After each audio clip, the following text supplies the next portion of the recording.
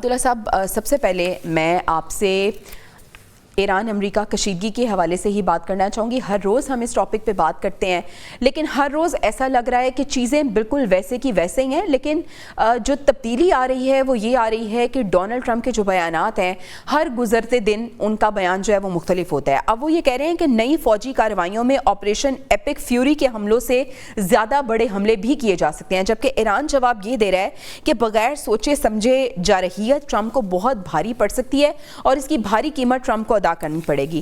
سر، سوال یہ ہے کہ یہ جو سخت بیانات ہیں کیا یہ خطے کو مزید آگ کے شعلوں میں نہیں دھکیل دیں گے؟ بسم اللہ الرحمن الرحیم. بہت بہت شکریہ معزز پینل کو بھی اور ناظرین کو السلام علیکم. دیکھیں، جہاں تک تعلق ہے اس ٹائم پہ وہ ایک اردو کی ضرب المثل ہے، جو گرجتے ہیں وہ برستے نہیں ہیں. لیکن ہاؤ ایور ہم اس کو یہاں وہ نہیں کہہ سکتے. اصل مسئلہ یہ ہے کہ وہ ایسا کیوں کہہ رہے ہیں. اگر ان کے پاس یہ صلاحیت اور طاقت ہوتی تو وہ کب کی استعمال کر چکے ہوتے. 40 روزہ جنگ کے اندر انہوں نے حتی الامکان کوشش کر کے دیکھ لیا. یہ نہیں ہے، دیکھیں نا، 47 لانگ ایئرس ایک بڑا ٹائم ہوتا ہے. اس کے اندر انہوں نے بہت کچھ اپنے آپ کو تیار کیا. ان کو معلوم تھا کہ ہمارے لیے مشکلات آئیں گی، ہمارے اوپر حملے ہوں گے، اور یہ باقاعدہ ایرانین ڈاکٹرن کے اندر موجود ہے کہ اسرائیل اور امریکہ مل کر ہم پر حملہ کریں گے. اور پھر اس کے لیے انہوں نے اپنی متعدد آپشنز وہ بھی اپنے لیے رکھیں. اور آپ کو معلوم ہے جس طرح سے IRGC کی جب ویڈیوز جاری ہوتی ہیں تو اس کے اندر وہ سرنگیں نظر آتی ہیں جہاں ہزاروں کی تعداد میں ان کا اسلحہ اور گولہ بارود اور میزائلز موجود ہیں، بورڈز موجود ہیں. تو یہ بات کہتے نا کہ ایران اور امریکہ کا کوئی کچھ نہیں ہے. نہیں، وقت آنے پہ چونٹی بھی کاٹتی ہے اور ہاتھی کو کاٹتی ہے اور بڑا ٹھیک ٹھاک کاٹ لیتی ہے.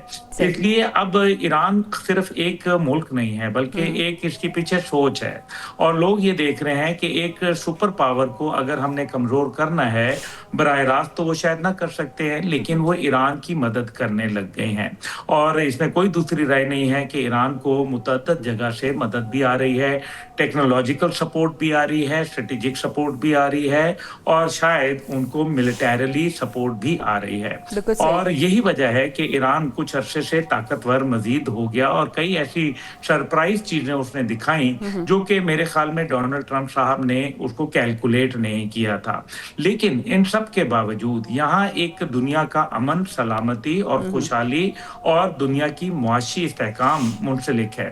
اب دنیا کا معاشی استحکام بہت بری طریقے سے جس کو کہتے ہیں نا، اس کو ایک ناقابل تلافی نقصان کا سامنا کرنا پڑ رہا ہے، جس کی وجہ سے جو عرب دنیا خاص طور پہ جو کہ امریکہ کے اندر ایک بڑی اماؤنٹ میں انویسٹ کرتے تھے ان کے لیے مشکلات میں اضافہ ہو چکا ہے. ڈیسیلینیشن پلانٹس کے اوپر، سیول انفراسٹرکچر کے اوپر امریکہ کے حملے بڑا وضاحت سے یہ بات کر رہے ہیں کہ ان کے پاس جو ہے وہ کمزوری آ گئی، ورنہ وہ ملٹری ٹارگٹس کو اچیو کرتے. اور یہ جو ان کی ویکنس ہے یہ دنیا جان چکی ہے. اب ڈونلڈ ٹرمپ جتنا بھی کر لیں گے تو ظاہر ہے یہ جنگ طول پکڑے گی تو نتیجہ گوریلا وارفیئر میں چلا جائے گا. گوریلا وارفیئر میں گیا تو خطہ پورا کا پورا جھلس جائے گا، اور امریکہ کے اندر انویسٹ کرنے والے ممالک شاید پھر وہ ایسا ممکن نہ ہوگا. اس لیے یہ جنگ کے مختلف ڈائنامکس ہے. It is always said that you go with 100 plans, اور جب آپ جنگ کے میدان میں